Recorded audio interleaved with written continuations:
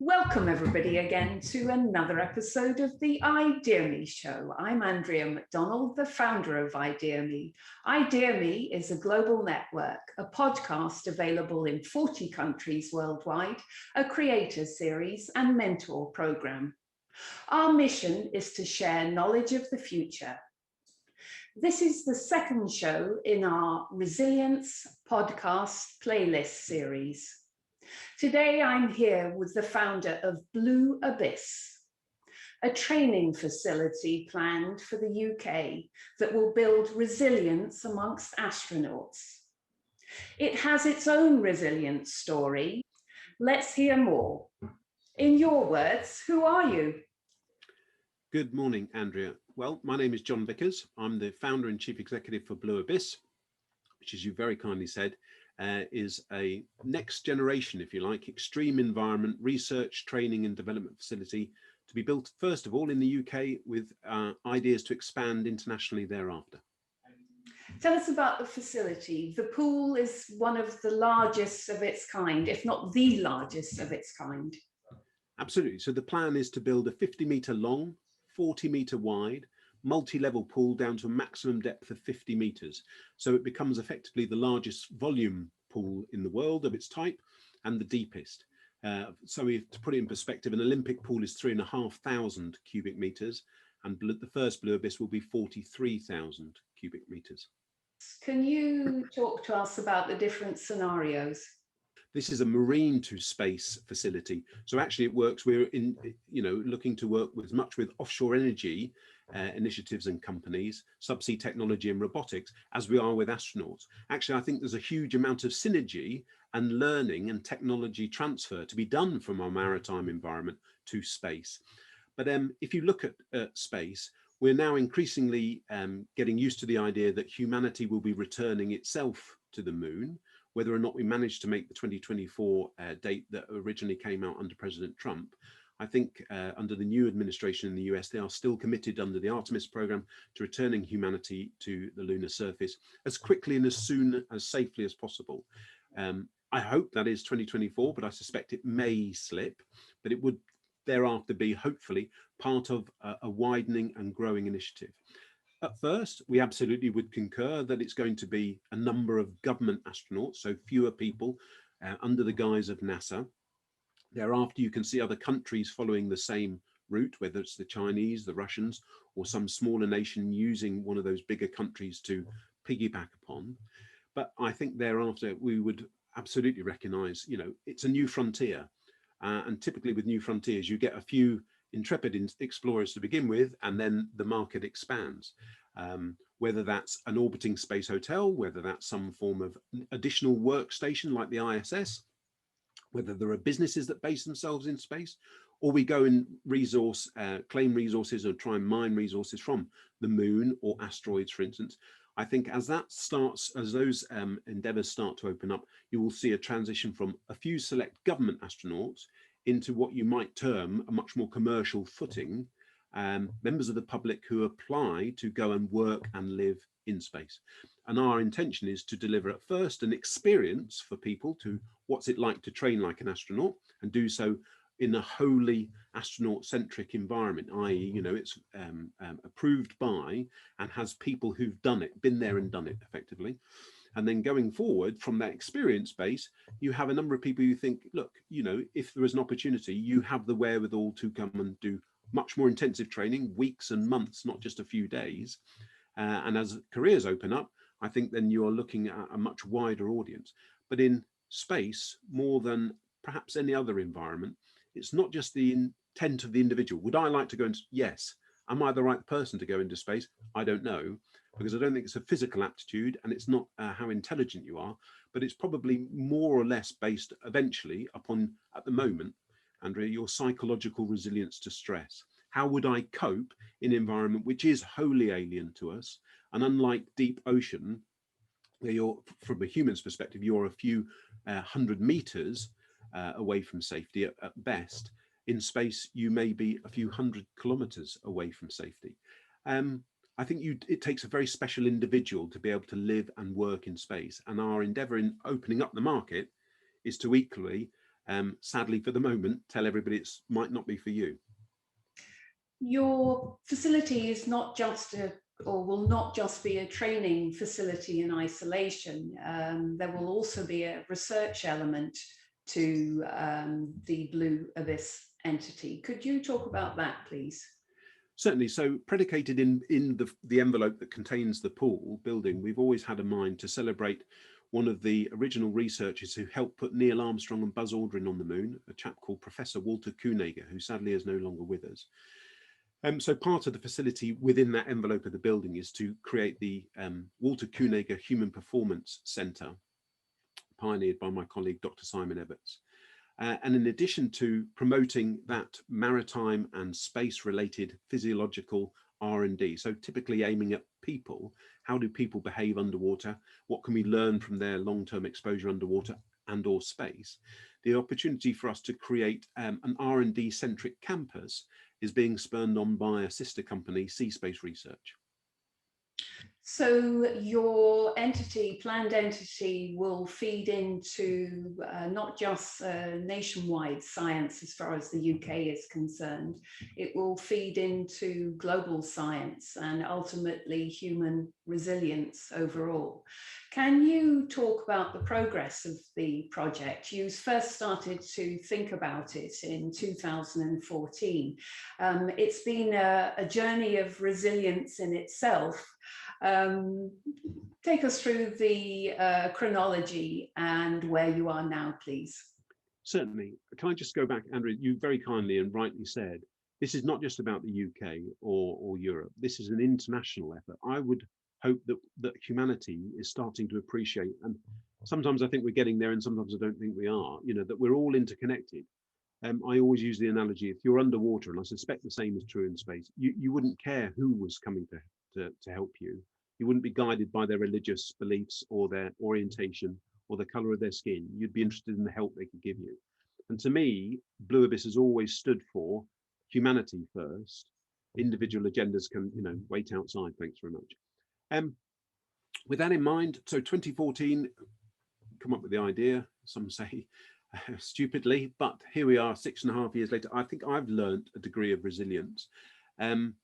Resilience for me, has been a very individual experience. It's less about, what can we achieve at times, and more about, am I prepared to go through all the sort of naysayers and all of the negative? If you're going to get turned down once or twice for something, you can probably put up with. But when you time and time again put months and years of effort and money and other people's time and their effort into an initiative, to have somebody with no real sense of longevity or ownership just say, we don't agree, you think, well, hold on a minute, this will make a fundamental difference. You agreed enough to take us on the journey.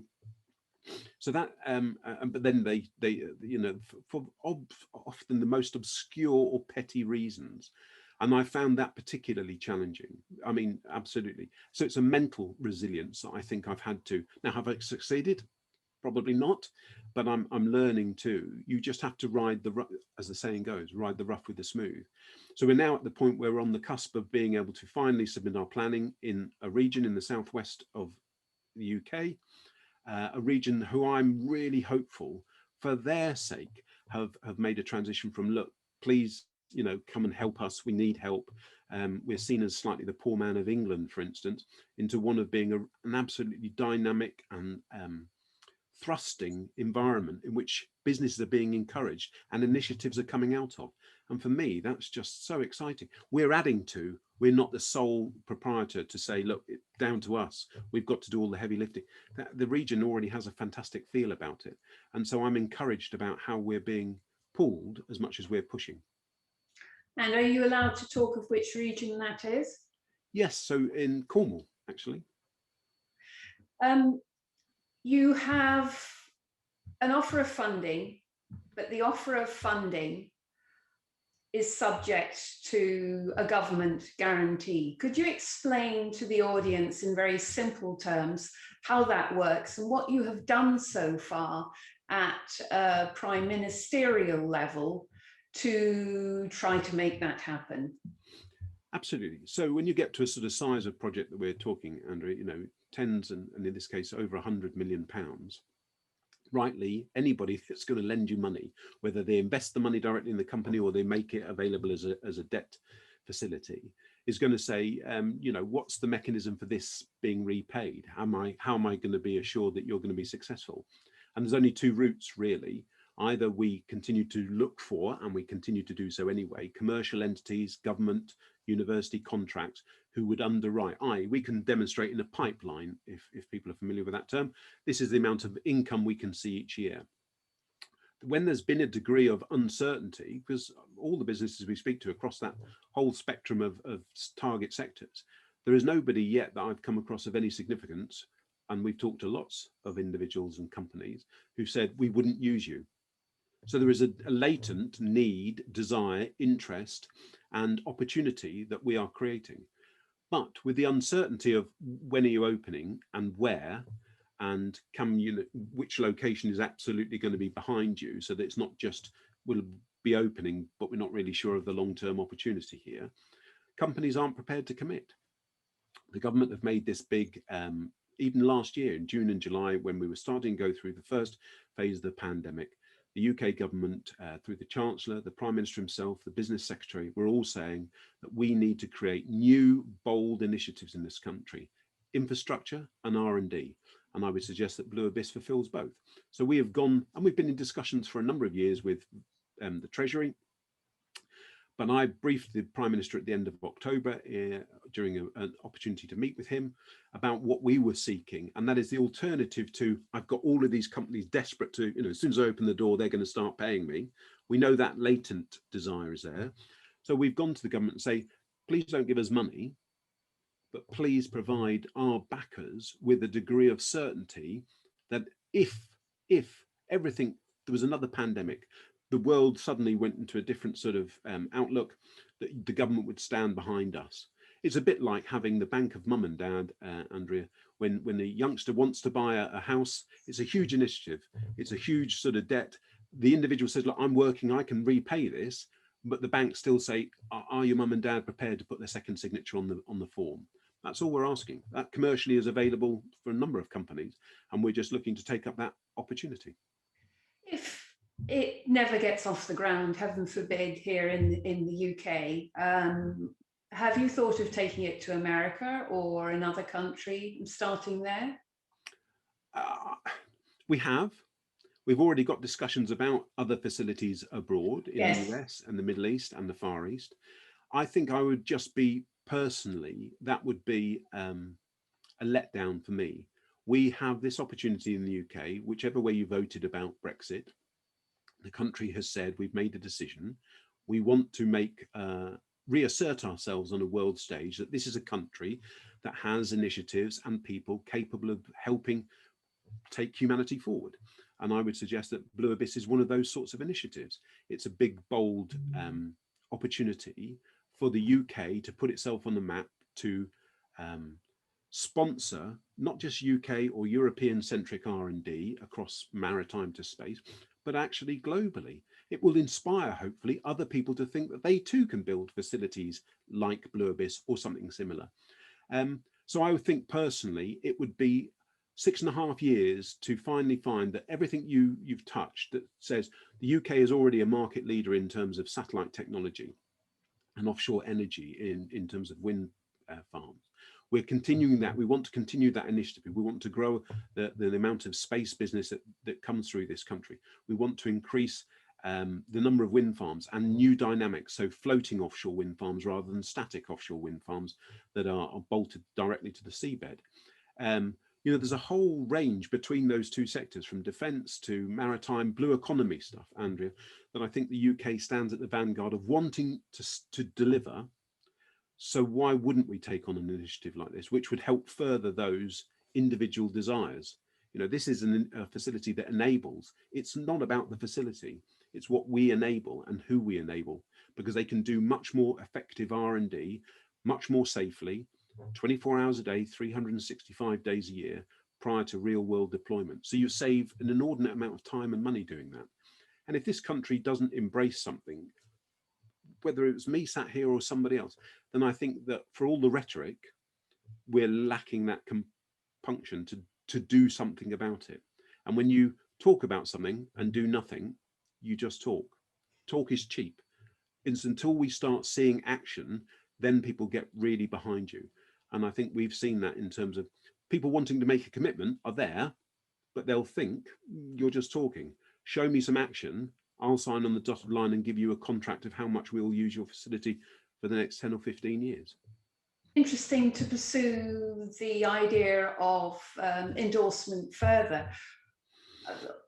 There are 3 billionaires, Jeff Bezos, Richard Branson, and Elon Musk, who are pursuing space tourism, space industry overall. Google are also interested in planetary mining. These are all potential customers. I know we're looking at space again, and there's a whole other area of market for you, but just for argument's sake, looking at space again, potential customers for Blue Abyss. Have you had meetings with any of the billionaires? We haven't had direct meetings with any of the billionaires, Andrea, and to a degree that suited me fine. I don't think per se that we want to get necessarily branded by anybody at this stage. This is not for one entity or another. I think what's missing in that story is that and it's fantastic, what Elon Musk and SpaceX have achieved and are regularly delivering for NASA and private companies in terms of taking supplies and humans back to the ISS from America's perspective is fantastic. Blue Origin have maintained a much more, not secret in terms of it's not public, but just a less obvious sort of progression of what they're attempting to do. And Virgin Galactic, obviously, I think are aiming at a much more experiential tourist angle, whereas I think SpaceX and Blue Origin are looking at a much more long-term, much more commercial element. But in all of that broadly, what you don't hear from any of those billionaires, it's a bit unfortunate, I think, but when you go and speak to an astronaut, what you always hear is, well, so who's providing the training for these people? If something goes wrong on a parabolic flight, you'd expect to have been given sufficient safety briefing and or there be sufficient staff to help eradicate, and remove you from that challenge. I don't think enough services, action's been paid to the low Earth orbit, suborbital experiences are something different. You're still doing it within the Earth's atmosphere, typically. The minute you transition into low Earth orbit and beyond, I think the pragmatism from every astronaut I've spoken to, and I've been fortunate to meet a number of them, not one has ever said, let's downplay the training. That the rocket is bound to work. There's nothing, once the rocket, they light the fuse, you're going. Whether or not it goes up into space or you get blasted away in safety rockets take you away because the main rockets failed, you're literally along for the ride. But the minute you get into space, your body goes through a whole series of physiological changes, building up resilience to, look, crikey, I am genuinely in space. Everything's upside down. I don't feel too well. How am I going to cope if I wake in the middle of the night and suddenly panic?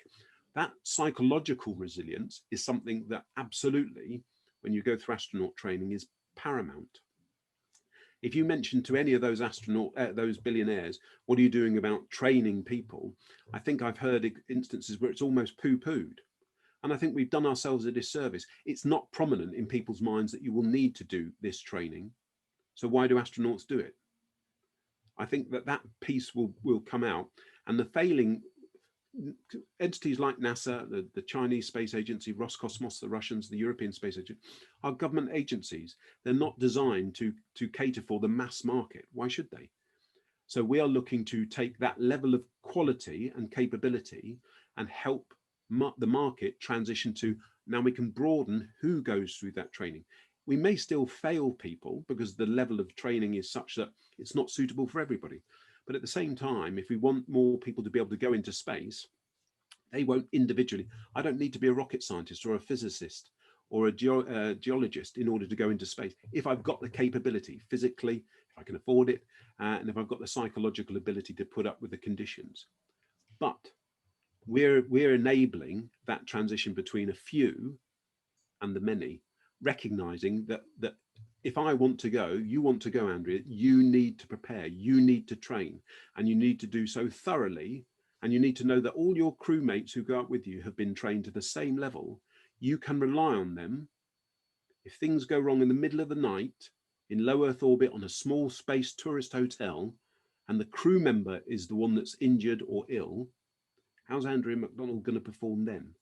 And I think that we do ourselves a disservice. We don't even begin to ask the question. So I haven't seen much of that, but as sure as eggs are eggs, it's coming, and we want to be at the vanguard of it. Can you talk to us a little bit? We've spoken about the sort of space environment as far as your potential customers are concerned. Can you talk to us a little bit about the oceans environment and who you would regard as the ideal customers? Just name some names. Well, I would suggest that the ideal customers are offshore energy companies. So historically will be the oil and gas major companies, and increasingly obviously the renewables. And we're predominantly, when we talk about renewables, we're talking about wind farm providers, whether they're floating or whether they're static. But it's less about those companies per se, believe it or not, Andrea, and I think it's more about their supply chain behind it. Those companies providing subsea technology, whether it's connectors, whether it's investigative tools, or increasingly, a thing that I'm a big passionate champion for, robotics. You know, humans are we're good on the surface of the earth, but put us underwater for any length of time without a breathing mixture, we're not so good. And the same is true in space.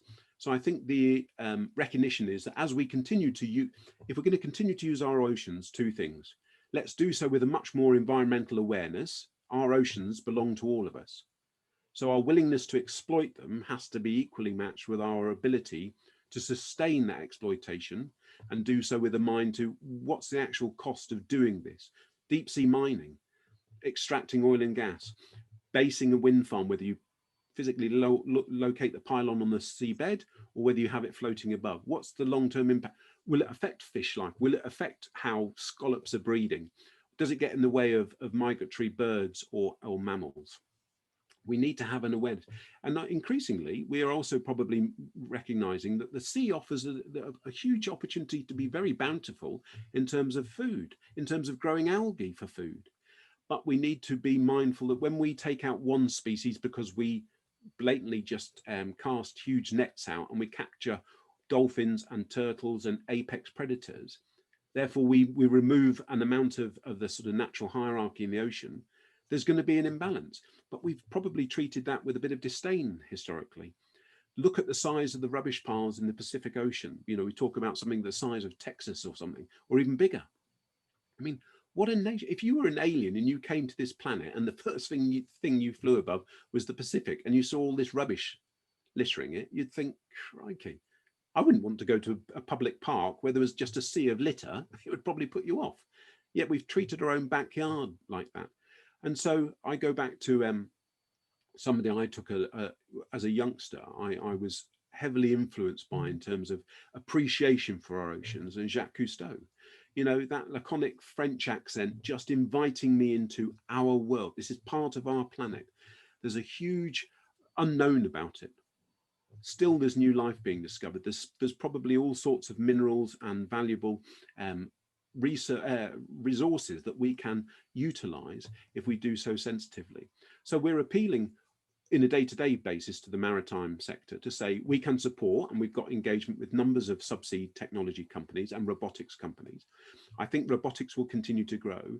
And the bit that I was mentioning, I think that robotics is important because in space, we've utilized, you know, we've relied on a couple of people at a time, perhaps doing a spacewalk and fixing something on the ISS, or a couple of people at a time going to the moon.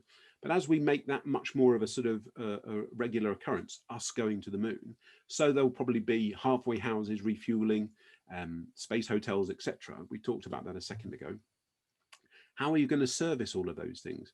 I don't think it's conceivable that Andrea, you've been invited to go to a space hotel for a week. And by the way, you're expected to pop out every second night just to make sure the antenna's facing back to Earth. You might want to do that, but I don't suspect that's what you signed up. Hold on a minute, that sounds a bit more than I bargained for. So why not have a drone, an undersea vehicle that's used to operating in a three-dimensional extreme environment? Why aren't we developing those now? And I think the UK can be a pioneer of delivering technology where we're already a pioneer in ROVs and AUVs. Let's take that into space. There is much more synergy between what we've got on this planet in terms of our oceans and space than I think people realise. Looking at the timings, let's say Cornwall agree you can build your facility, the Blue Abyss facility in Cornwall. They put out the red carpet for you. Boris Johnson says, okay, the UK government will give you the guarantee that you need in order for the funding to be released. What is the time frame after that? Money comes in, now you have to build it. We're progressing with an intention that we will be submitting planning within a few months, and that's the intention. That's the dialogue that's going on at the moment. Okay. Candidly, we obviously in the UK have the G7 coming up. It would be wonderful to be able to, on behalf of Cornwall, announce this initiative in Cornwall, providing a lift for that G7 and also the long-term legacy benefit. And as soon as we have submitted and received planning, which obviously we'd only submit planning if we were confident of getting approval for it. So we're making sure that everything is going to get is going the way to get approval in terms of what we submit. And then we've got an 18-month build plan. Some elements, so the hotel element of the two buildings that we're building as phase one, that may be open slightly earlier. Our intention to offer our own parabolic flight may be open slightly earlier than the main pool facility. The pool is by way and far the single biggest element of the construction, but 18 months. So from middle of this year, you're looking at the beginning of 2023, spring of 2023. Having said that a number of times, I recognise that people's cynicism would come to the fore. Oh, but you said that before. But here we have a region who I think are as intent in helping make sure that we are doing what we say, and down to making sure that we are in a positive light of what we submit meets with their approval proactively.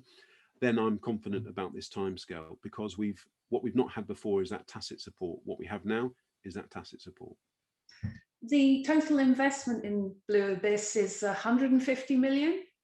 Slightly more than that, yes. For this phase, first phase, yes. First phase. And ultimately, going through all the phases, what will the total amount be that you need to? We're looking more like 165, slightly, maybe perhaps slightly more than that.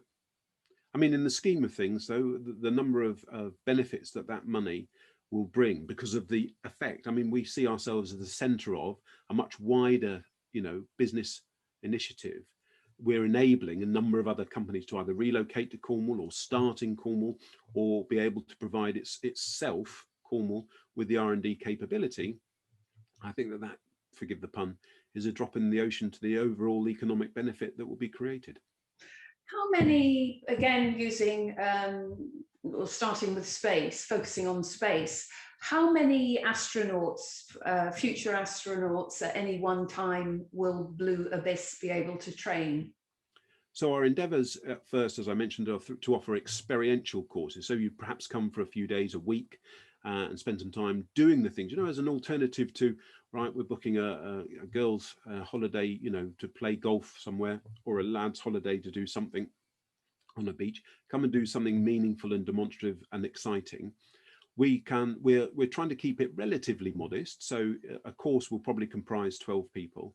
As we move into a phase where we work with perhaps smaller countries, perhaps the European Space Agency, etc., and eventually NASA and their ilk, it depends how many government astronauts need to be trained. You don't spend your entire time in the pool when you're doing astronaut training. And there are other elements that we will bring forward to help support that. But nevertheless, there will be outside things that you'll get from completely different companies.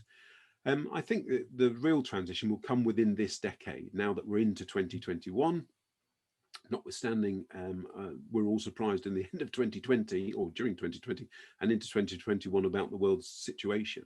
I think within this decade, we will see the rise of opportunities where individuals like ourselves, Andrea, much more, less perhaps individually wealthy people. So we've had a number of people who've gone to the ISS as space tourists, who spent relatively large amounts of money to do so.